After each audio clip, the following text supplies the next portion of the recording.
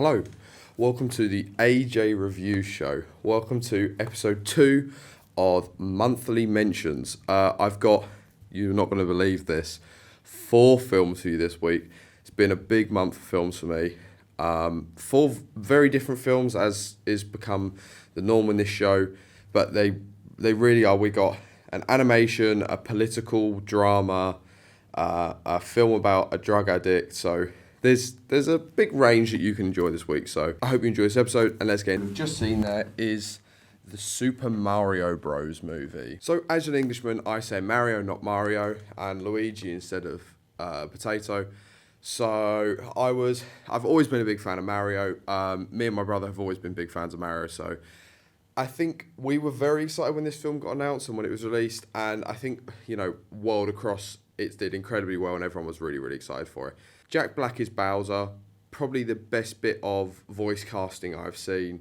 He puts a lot into all of his roles, especially when it comes to voice acting, who's known for being in Kung Fu Pan for being Poe as well. So Jack Black as Bowser is really good. You've got Chris Pratt as Mario, Charlie Day as Luigi. I love that during the film they explained why they weren't doing the accent. First of all, probably better to not offend everyone by doing the accent. And second of all, I actually think it was quite a funny reason why. If you haven't seen it, I'm not really going to spoil it, but it is explained in a way that makes sense.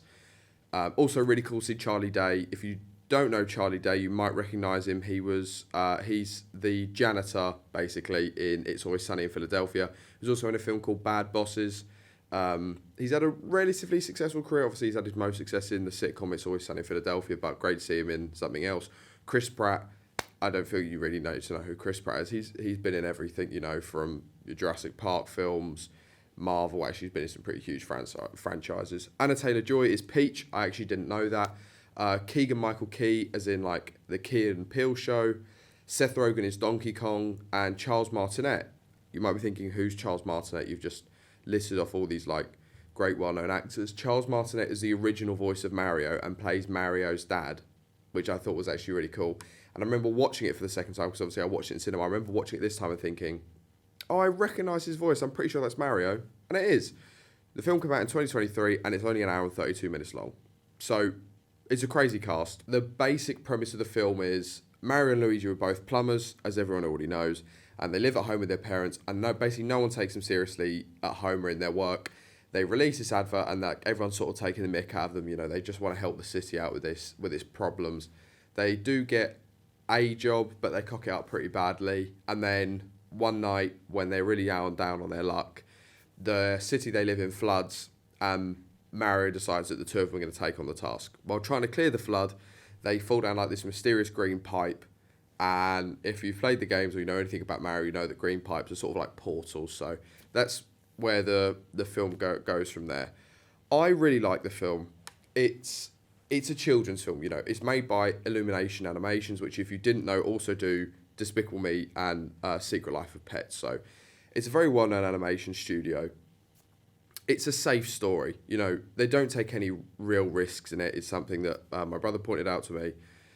I wasn't expecting them to take many risks. It is a children's film based on a children's game, animated largely for children. But obviously, it did have to have some appeal to a wider audience because the Mario games have been getting played for literal generations. Nintendo has been around for such a long time. They are such a core name in the industry. But they've been around for such a long time, they had to satisfy both the younger and the older generation. And I think they did a pretty good job of it, honestly. I don't think you're ever going to please everyone, but, successfully, it has done huge numbers. However, the story is pretty tame, If you have ever seen a film like this, which I imagine everyone watching this has, good is going to win out at the end, It's like any superhero film. Good is basically always going to win out in the end, and things are always going to come right again. He faced a couple of challenges along the way, like originally Donkey Kong doesn't like him very much, and the Toad people also don't like him very much. Peach doesn't like him very much. But it is a film of Mario and Luigi both overcoming their own things, like Luigi sort of overcomes being a coward, Mario sort of finds himself a little bit more. So there is a little bit of character development in it, but it is an hour and a half animated film. It's really fun. Like I said, you get to meet all the characters. I think it does a good job of showing you the world and expanding everything and sort of explaining roughly why things are how they are. The only thing I didn't particularly like is the whole, like, sort of Jack Black Peach thing. I get that he normally kidnaps her and everything, but the whole thing of him wanting to marry her, I don't know. I just didn't particularly enjoy it. Like I said, it's very recognisable, you know. You get to see all of your big characters in it. I'm pretty sure there's an end credit. So I think there's going to be another one, you know. When films, animated films especially, do very well at the box office, and there is grounds to do another one, you know, why wouldn't they? There's loads of other things they could do with this universe, you know. You don't see Daisy or Rosalina in the universe, so there's a lot else they could do with it. I'm going to give the film 3 stars. It's easy to watch, it's lighthearted. There's nothing particularly great about, you know, it's never going to win an Oscar, or it's not going to change the face of the earth or anything, but it's a nice, easy watch. I think they played homage to the Odyssey of Mario very well. It's a fun film, it's enjoyable. If you like Mario, you like video games, or you're looking for an easy watch, you know, and you enjoy animation, this is perfect for you. So yeah, 3 stars, light-hearted, and it shows off a lot of On to the next piece, and that was Nobody. Okay, so starring Bob Odenkirk, this film came out in 2021 and is an hour and 32 minutes long, so exactly the same runtime as Mario, which I did double check because I thought that was quite odd as well. So the basic idea of the film is Bob Odenkirk plays this guy called Hutch. He works for his wife's dad's company and he lives the same ordinary day in, day out. I really like this element actually. They show that he lives the same day in, day out through a montage of him getting up. His wife tells him he misses the bins. His wife tells him he misses the bins. Sorry, he gets up, runs, misses the bins. Wife tells him he misses the bins. Has a shower, goes to work, comes back from work, has dinner, goes to sleep, gets up the next day. It's the same thing over and over and over and over again. So he lives the same day in, day out. And then all of a sudden, one night, his house gets broken into by 2 people. And he has the opportunity to, like, take them out. But he doesn't. He freezes up and he just lets them, like, kick the crap out of his son, basically. He freezes. And then a couple more days pass and he keeps getting really frustrated with stuff. And basically everyone tells him he was a bit of a wimp for not taking the guys out. And then he goes on his way to decide to get even. So I think this was an unusual casting. For Bob Odenkirk, if you don't know the name, you'll almost definitely know the face. Bob Odenkirk is the scumbag lawyer from Breaking Bad and his own show, Better Call Saul. So very well known in the TV series universe. Not as well known in the film universe, but an unusual role, I thought. You know, Bob's getting up there a little bit. But when you think of the name of the film, Nobody, and basically, it's not an insult to Bob Odenkirk, but he doesn't look like a film star. He doesn't look like your Brad Pitt. He doesn't look like your Angelina Jolie. He just looks like your normal sort of average Joe. And that is basically the reason why he fits the role well and his physicality fits the role well, you know. He is supposed to be an unassuming guy. If they pick someone that was extraordinarily good looking, again, no offense, Bob Odenkirk, I don't think you're ugly either, but if they pick someone really, really good looking, you wouldn't believe that he would get the bus to work. You wouldn't believe that he works for his father-in-law's company. They had to pick someone who looked ordinary, and he fits the role really well. The focus on the film is not really on the acting side, though. I mean, he has shown off his acting ability, like I said, in the TV series he's been in, but the film doesn't really focus on acting ability. You're not there to watch Bob Odenkirk act. You're there to watch him kick ass, and if you've seen the trailer or anything about it, you'll know that's basically what it is. It's like a crossover between John Wick and James Bond, in a very sort of loose terms, but you know, the action from John Wick meets the sort of more detective side of James Bond, and I really liked it actually. He's, like I said, he's very unassuming, so the action he brings to the role, you also don't really expect, you know.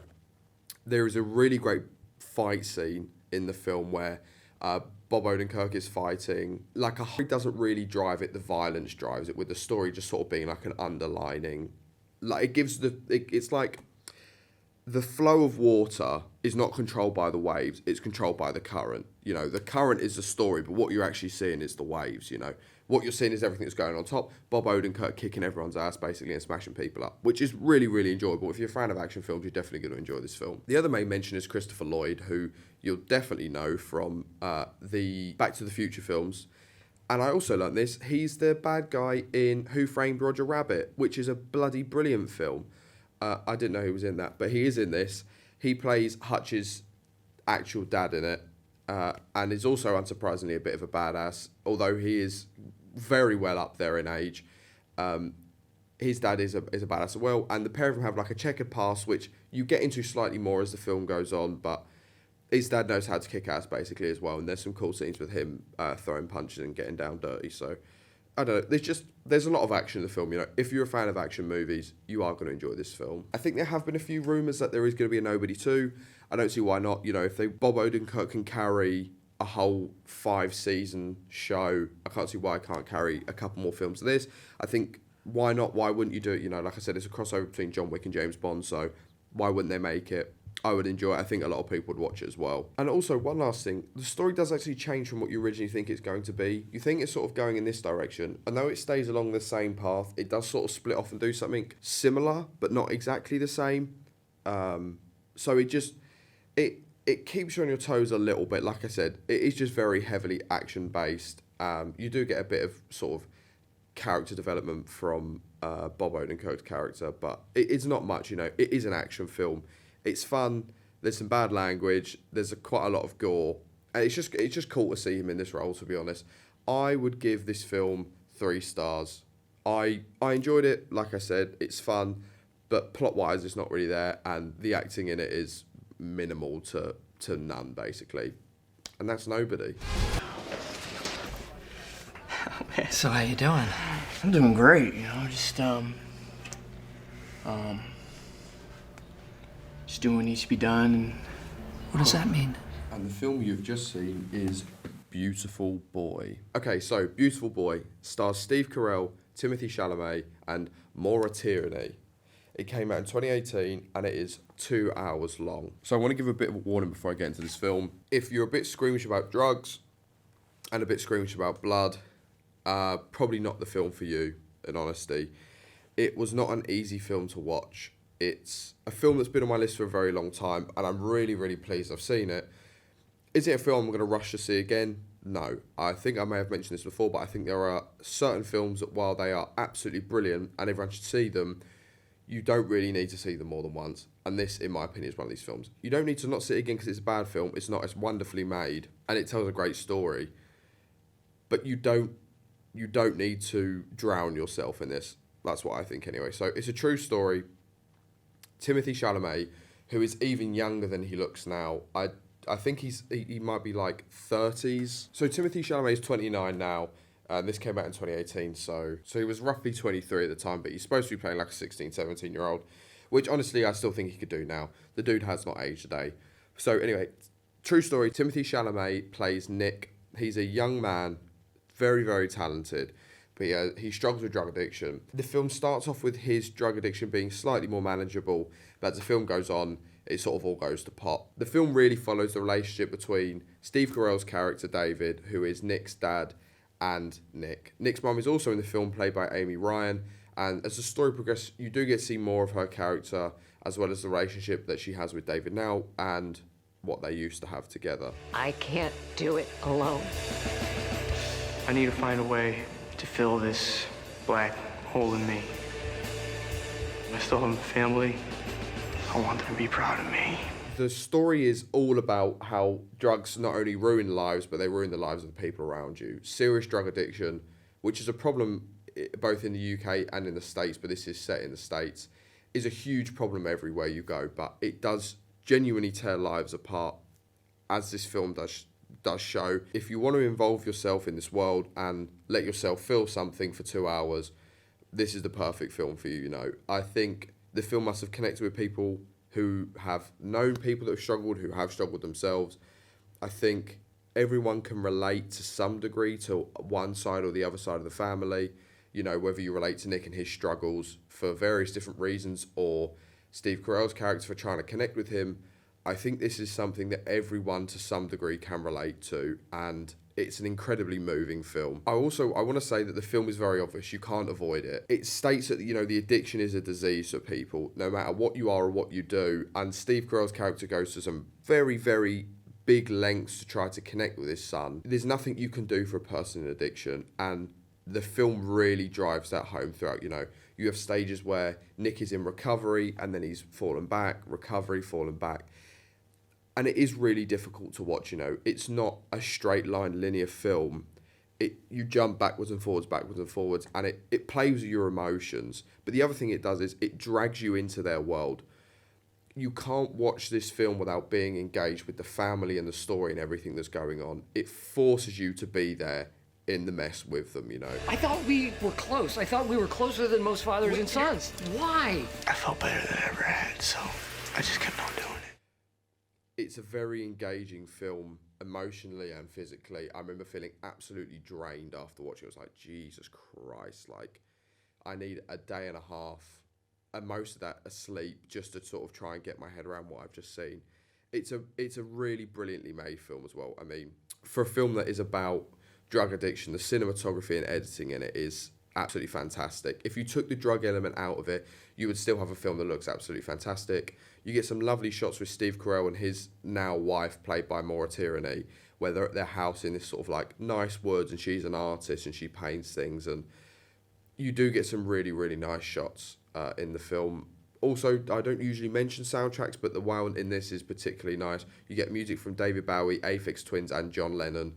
John Lennon's song Beautiful Boy is sort of the main theme. Watching this is kind of like watching a dramified documentary in a way, though it's not shot like a documentary. If someone said to you, this is a dramified documentary, and you didn't know any of the actors in it, I think you would believe that. Watching Steve Carell go through everything he does, all the hurt, all the internal struggle, although he does such a good job in his role as a serious actor, which is really weird. If you've seen him in The Office, he's such an upbeat, funny guy, which is his usual, you know, the 40-year-old virgin as well. A lot of the things he does, what I believed he did was very sort of comedic roles. And then you see him in this and it's like, oh my God, he actually can play a serious role. You can see his upset even when it's not on his face, you know. You can see the pain he's going through. You can see that he's just trying to do the best for his son, but he can't connect with him and he can't get him back. And My son has gone missing. Nicholas Sheff, Sheff. There's no one by that name, sir. And that's what a lot of the film is around, is that he wants to get his son back. Part of Nick wants to come back, but he also struggles so heavily with the addiction. And it's like this constant tug of war between. And it's hard. It's a hard film to watch. Another thing I really enjoyed about the film, although it's never explicitly stated, is that you get to see the relationship between David and Vicky. So Vicky is Nick's mum, not his stepmum. And you get to see why their relationship doesn't work, but you also get to see why their relationship did work at a time. There were only probably, I would say, 3 or 4 real interactions, a mixture between on the phone and in person between them. She's not really in the first sort of hour of the film, first half of the film. But you get to see, without the director explicitly saying, this is why this is why that, you get to see why their relationship did work at a time, and then in the contrast, why it now doesn't work. It's just another very clever bit of filmmaking, you know. Everything doesn't have to be explicitly said, it can be shown as well. And I think it's just another thing that adds to how fantastic the film is. Like I already said, the film has a lot of highs and lows in it, but I think it's something that everyone should see.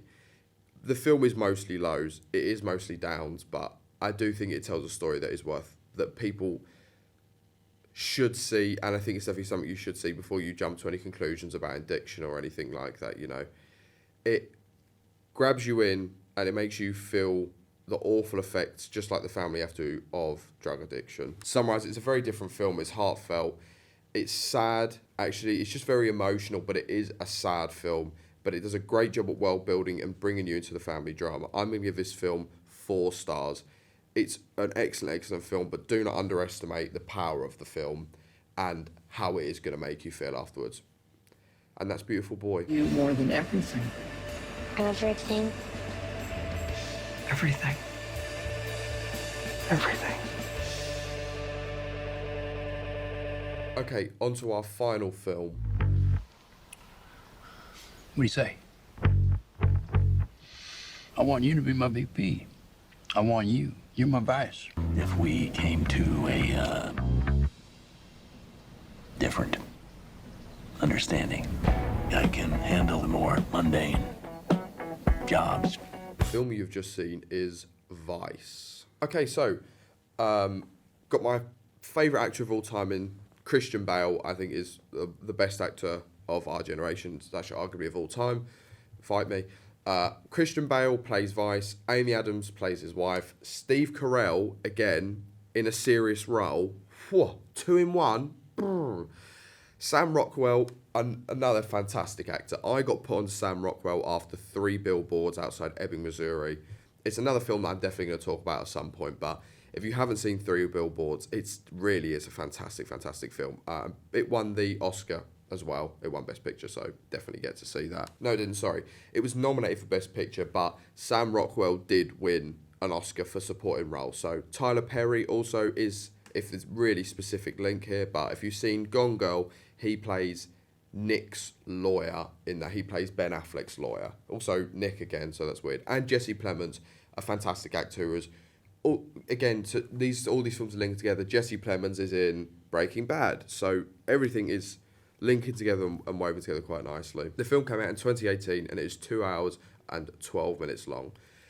The film won the Oscar for Best Makeup in 2019. It was also nominated for Best Supporting Actress, Best Supporting Actor, Best Performance, Best Picture, Best Directing, Best Original Screenplay, and Best Edit. So, I mean, that should tell you all you really need to know about the quality of the film.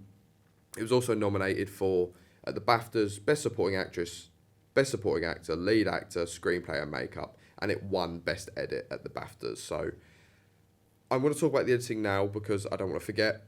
It's cut together in a very strange way. You have really horrible scenes of Dick Cheney in the office and he's talking brass tacks, and then you have it juxtaposed with him fishing. And then you have scenes of 9/11, and then you have scenes of like an old McDonald's commercial, and then you have scenes of the war in Iraq and Afghanistan, and then you have like children playing and like people eating food. It's shot in a way that's sort of like, it's like snapping your head back and forth, like watching a tennis match. It throws you around a lot. It's supposed to be a bit of a difficult watch at times, you know. It wants to tell this story in an accurate way, but it wants to sort of tell you it in a way that you're going to remember as well. And I think it works really well, you know. It cuts between stuff really quickly and you get to see a lot of different sides of things. I think they also use this method of editing to show the direct comparison between the two. So you see Dick Cheney doing things, manipulating the law and whatever, and then you also see the effect of it. You see the US going to war, and then you see him killing like hundreds and thousands of civilians. The film wants to show you both sides of the coin. So I mean, there's an end credit scene which is really odd, which I wasn't expecting, where they talk about how the film is too liberal and how it like looks like it's been shot by a bunch of liberals. But if you watch it, actually, it is trying to just present to you the information and give you both sides of the coin. So I think it gives a pretty good account, and the editing in it is very interesting. I also want to mention that the same year this was nominated for the Oscar, because I think it is an Oscar-worthy Best Picture, it was also the same year as Green Book, A Star is Born, The Favourite, Bohemian Rhapsody, Black Panther, and Black Klansman. So an absolutely stacked year. Also an oddly stacked year for like historical films as well, like Black Klansman being in there was a huge time in the US as well, and Dick Cheney being in office was also a big thing. So I knew nothing about the film when I went in. All I knew was that I knew the name Dick Cheney, and I knew that at some point he was the Vice President of the US. I'm going to go into a bit of detail on why I think Christian Bale is one of the best actors, and this is basically it. He's not only is he an incredible actor in everything he does, but he's a method actor, and people don't necessarily like method acting, but I think it's wonderful. I don't think he's going to do it anymore, but he gained 40 pounds of weight for this role. He's also done the same and lost a huge amount of weight. If you've seen The Mechanist, he's did that, and then it was something like 6 months later, he did the first Batman Begins film. I'll show you a couple of pictures here, the difference in weight. That's what method acting is, basically, where you get into the headspace of your character and you don't come out of it. Famously, Robert De Niro's very well known for doing it. Heath Ledger, very sadly, but he was very well known for doing it as well. Jared Leto tried to do it, just I'm thinking of Joker roles. Jared Leto tried to do it, but made himself look like a twat, unsurprisingly.